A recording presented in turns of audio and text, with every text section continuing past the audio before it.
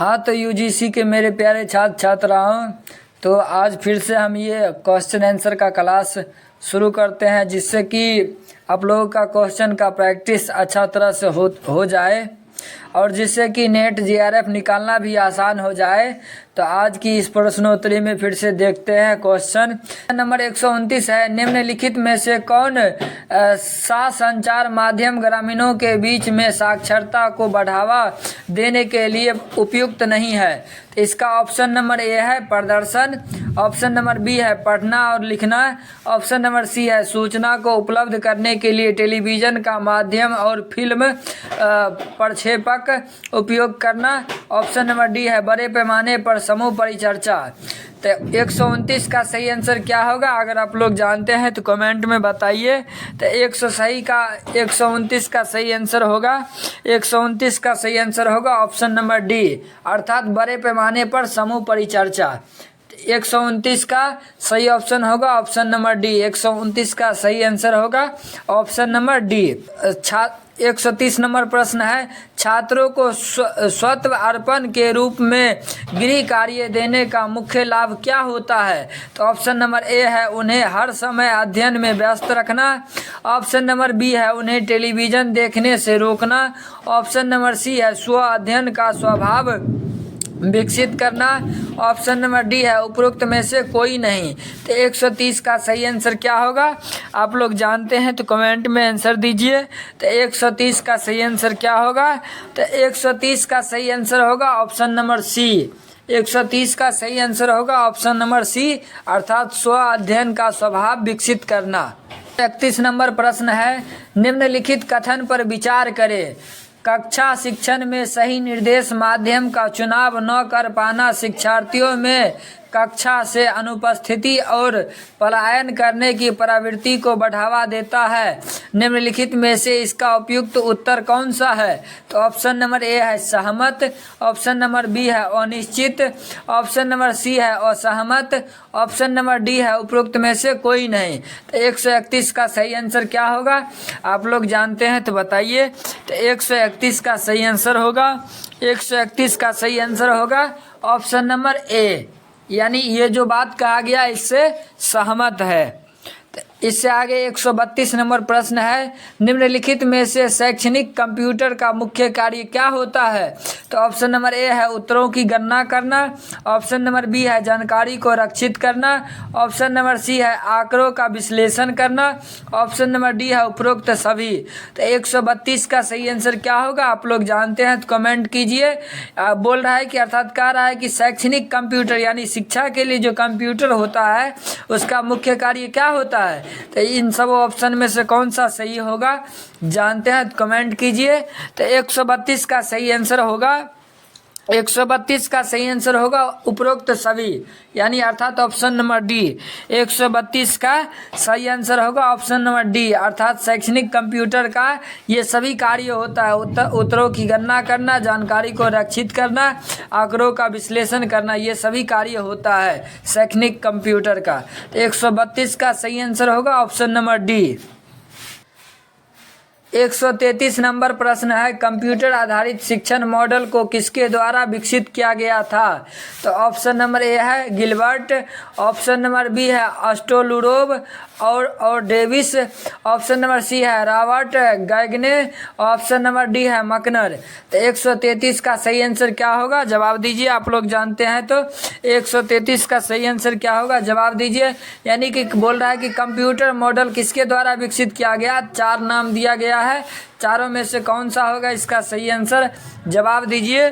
तो option number A है Gilbert, option number B है अस्टोलुरोव और डेविस, ऑप्शन नंबर सी है रॉबर्ट गैगने, ऑप्शन नंबर डी है मकनर।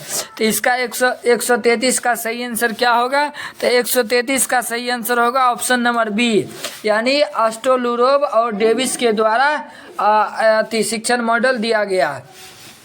इससे आगे 134 नंबर प्रश्न है, छात्रों को समूह शिक्षण से मुख्य रूप से क्या अपेक्षा होती है? तो ऑप्शन नंबर ए है समूह से प्रशंसा प्राप्त करना, ऑप्शन नंबर बी है कार्यों को समान रूप से वितरित करना, ऑप्शन नंबर सी है व्यक्तिगत दृष्टिकोण को उपेक्षित करना, ऑप्शन नंबर डी है अन्य छात्रों को समूह का सदस्य बनने के लिए प्रेरित करना। तो 134 का सही आंसर क्या होगा आप लोग जानते हैं, कमेंट में जवाब दीजिए। तो 134 का सही आंसर होगा, 134 का सही आंसर होगा ऑप्शन नंबर डी। 134 का सही आंसर होगा ऑप्शन नंबर डी, अर्थात अन्य छात्रों को समूह का सदस्य बनने के लिए प्रेरित करना।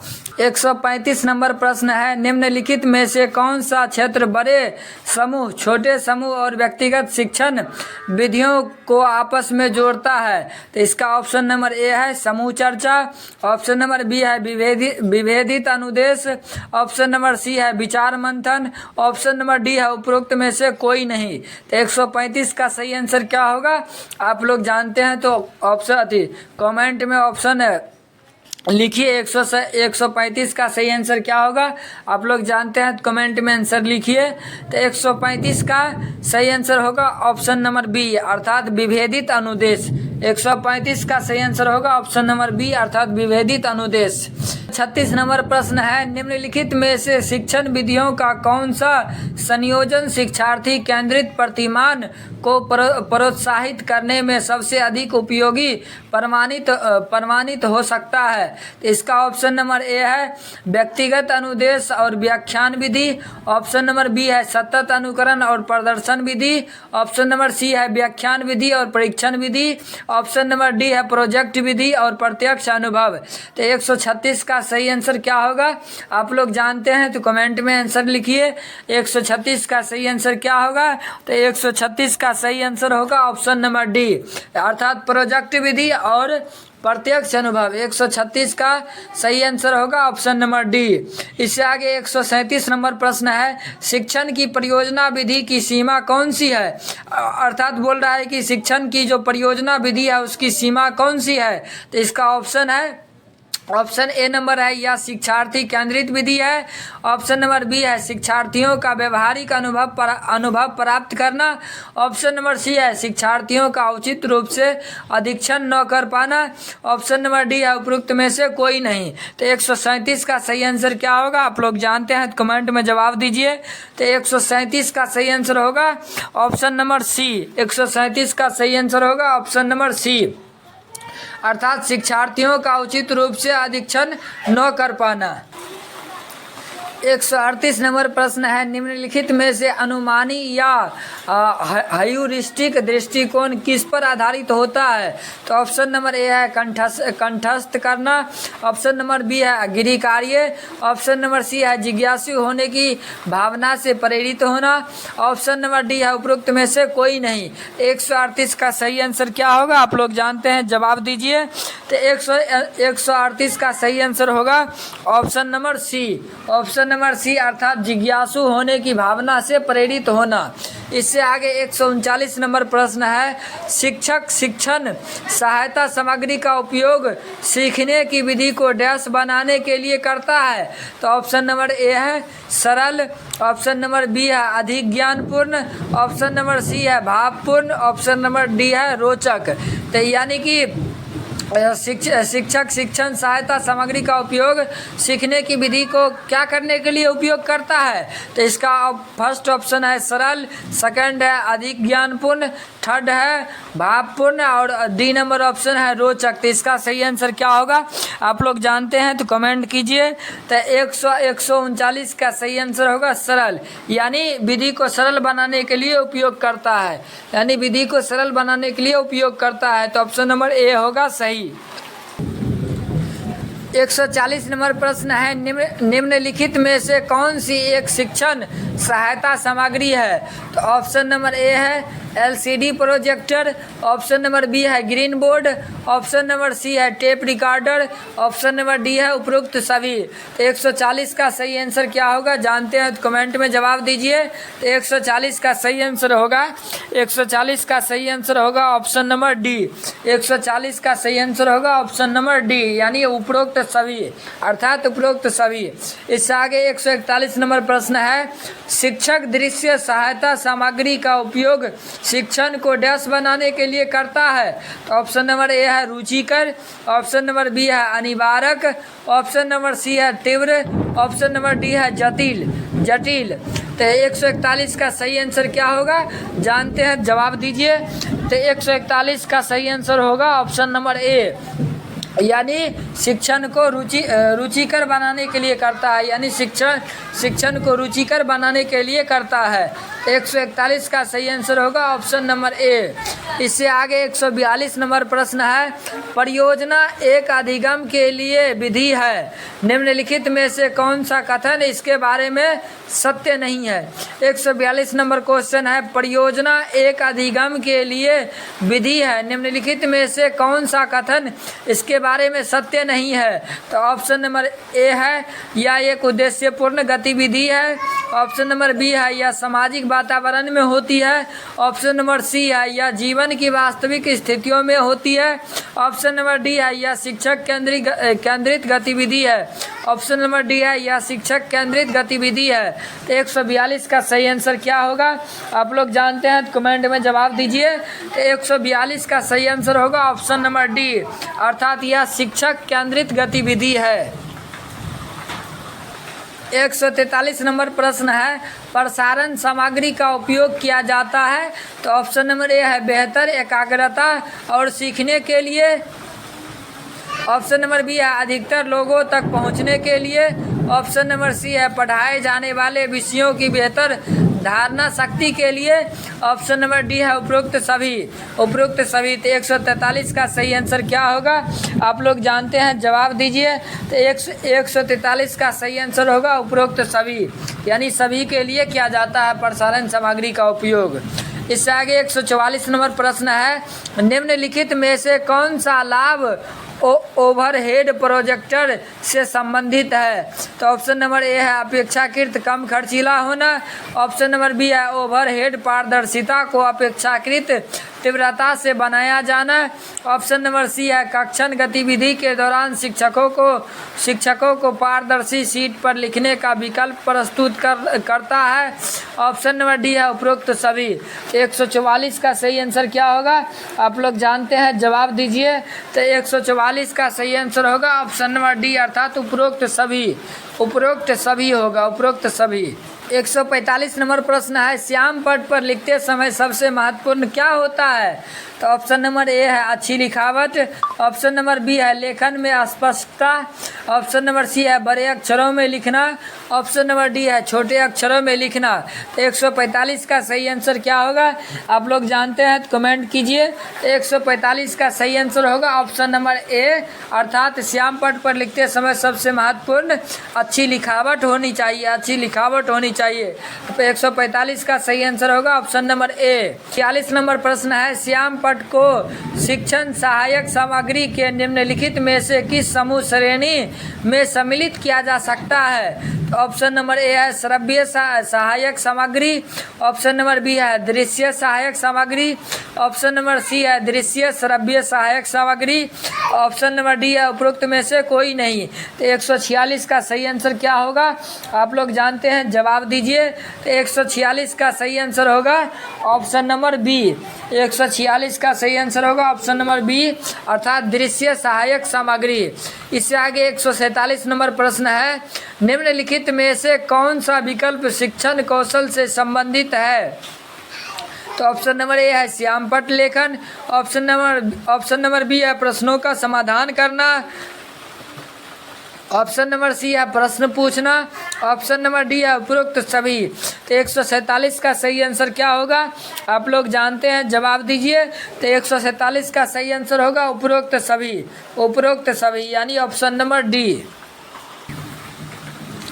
148 नंबर प्रश्न है, शिक्षक शिक्षण सहायक सामग्री का उपयोग किस लिए करते हैं? तो ऑप्शन नंबर ए है शिक्षण को मनोरंजक बनाने के लिए। ऑप्शन नंबर बी है छात्रों की ग्रहण शक्ति स्तर को बढ़ाने के लिए। ऑप्शन नंबर सी है छात्रों का ध्यान आकर्षित करने के लिए। ऑप्शन नंबर डी है छात्रों को शिष्ट बनाने के लिए। तो 148 का सही आंसर क्या होगा आप लोग जानते हैं तो कमेंट कीजिए। 148 का सही आंसर क्या होगा आप लोग जानते हैं तो कमेंट कीजिए। तो 148 का सही आंसर होगा 148 का सही आंसर होगा ऑप्शन नंबर बी, अर्थात छात्रों की ग्रहण शक्ति स्तर को बढ़ाने के लिए। 148 का सही आंसर होगा ऑप्शन नंबर बी। इससे आगे 149 नंबर प्रश्न है, निम्नलिखित में से कौन सा माध्यम शिक्षार्थियों के परस्पर वार्तालाप करने के लिए उपयुक्त है? तो ऑप्शन नंबर ए है फिल्म का उपयोग। ऑप्शन नंबर बी है लघु समूह चर्चा। ऑप्शन नंबर सी है विशेषज्ञों द्वारा व्याख्यान। ऑप्शन नंबर डी है देश व्यापक कक्षा कार्यक्रमों को टीवी पर दिखाना। तो 149 का सही आंसर क्या होगा आप लोग जानते हैं, जवाब दीजिए। तो 149 का सही आंसर होगा ऑप्शन नंबर बी। 149 का सही आंसर होगा ऑप्शन नंबर बी, अर्थात लघु समूह चर्चा। 150 नंबर प्रश्न है, कक्षा अनुशासन का उद्देश्य निम्नलिखित में से क्या होना चाहिए? तो ऑप्शन नंबर ए है सामाजिक समअनुरूपता। ऑप्शन नंबर बी है स्वनिर्देशन। ऑप्शन नंबर सी है वैयक्तिक एवं सामाजिक समायोजन। ऑप्शन नंबर डी है स्वीकार्य कक्षा व्यवहार। तो 150 का सही आंसर क्या होगा आप लोग जानते हैं, जवाब दीजिए। तो 150 का सही आंसर होगा ऑप्शन नंबर डी। 150 का सही आंसर होगा ऑप्शन नंबर डी, अर्थात स्वीकार्य कक्षा व्यवहार। इससे आगे 151 नंबर प्रश्न है, परीक्षण के मानकीकरण से संबंधित निम्नलिखित क्रियाकलापों को सही क्रम में लगाइए। तो फर्स्ट नंबर ऑप्शन है परीक्षण के मदों की तैयारी। सेकंड नंबर ऑप्शन है परीक्षण की योजना। थर्ड नंबर ऑप्शन है विश्वसनीयता और विधि मान्यता का मूल्यांकन। फोर्थ नंबर ऑप्शन है परीक्षण का परीक्षण। तो इसका आंसर 151 का आंसर कूट में दिया हुआ है। तो ऑप्शन ए नंबर ऑप्शन है second, first, fourth, third. B number option है third, fourth, first, second. C number option है फोर्थ, फर्स्ट, सेकंड, थर्ड। और डी नंबर ऑप्शन है फर्स्ट, फोर्थ, थर्ड, सेकंड। तो 151 का सही आंसर क्या होगा आप लोग जानते हैं तो बताइए। तो 151 का सही आंसर होगा 151 का सही आंसर होगा ऑप्शन नंबर ए। 151 का सही आंसर होगा ऑप्शन नंबर ए। ये जो कूट में प्रश्न दिया हुआ रहता है ये थोड़ा उलझन वाला रहता है, इसका आंसर उलझन टाइप के उलझा कर दिया हुआ रहता है, जिससे आसान से यानी आराम से समझकर इसका आंसर टिक करना रहता है। ठीक है, तो इसको आराम से समझकर टिक करना है कि कूट वाला ऑप्शन में कौन सा आंसर सही होगा। इससे आगे 152 नंबर प्रश्न है, निम्नलिखित में से कौन सा अधिक परस्पर संवादात्मक और छात्र केंद्रित है? तो ऑप्शन नंबर ए है संगोष्ठी। ऑप्शन नंबर बी है कार्यशाला। ऑप्शन नंबर सी है व्याख्यान। ऑप्शन नंबर डी है समूह चर्चा। तो इसका 152 का सही आंसर क्या होगा? तो 152 का सही आंसर होगा ऑप्शन नंबर डी, अर्थात समूह चर्चा। 152 का सही आंसर होगा ऑप्शन नंबर डी। यानी बोल रहा है कि कौन सा अधिक परस्पर संवादात्मक और छात्र केंद्रित है? तो इसमें होगा, इसका सही आंसर होगा समूह चर्चा, अर्थात ऑप्शन नंबर डी होगा। 153 नंबर प्रश्न है, निम्नलिखित में से प्रभावी शिक्षण सहायक सामग्री कैसी होनी चाहिए? तो ऑप्शन नंबर ए है रंगीन और अच्छी प्रस्तुति। ऑप्शन नंबर बी है अधिगम हेतु छात्र के यथासंभव सभी संकायों को सक्रिय रखने में सक्षम। ऑप्शन नंबर सी है जिसे सभी छात्र देख सके। ऑप्शन नंबर डी है जिसे तैयार करना और उपयोग करना आसान हो। तो 153 का सही आंसर क्या होगा आप लोग जानते हैं तो बताइए। अगर इसी तरह से रोज़ क्वेश्चन आंसर का प्रैक्टिस कीजिएगा तो नेट JRF निकालना कोई कठिन बात नहीं है। अगर इस तरह से आप लोग हर दिन क्लास करते हैं और क्वेश्चन प्रैक्टिस करते हैं तो नेट जेआरएफ निकालना बहुत ही आसान है, बहुत ही आसान है। 153 का सही आंसर क्या होगा आप लोग जानते हैं, कमेंट कीजिए। तो 153 का सही आंसर होगा, 153 का सही आंसर होगा ऑप्शन नंबर बी। 153 का सही आंसर होगा ऑप्शन नंबर बी, अर्थात अधिगम हेतु छात्र के यथासंभव सभी संकायों को सक्रिय रखने में सक्षम। इससे आगे 154 नंबर प्रश्न है, निम्नलिखित में से कौन सा यंत्र प्रक्षेपित सहायक सामग्री के अंतर्गत आता है? तो ऑप्शन नंबर ए है श्यामपट्ट, ऑप्शन नंबर बी है चित्रावली, ऑप्शन नंबर सी है पार चित्रदर्शी, ऑप्शन नंबर डी है ग्लोब। तो 154 का सही आंसर क्या होगा आप लोग जानते हैं तो कमेंट कीजिए। तो 154 का सही आंसर होगा ऑप्शन नंबर सी, अर्थात पार चित्रदर्शी।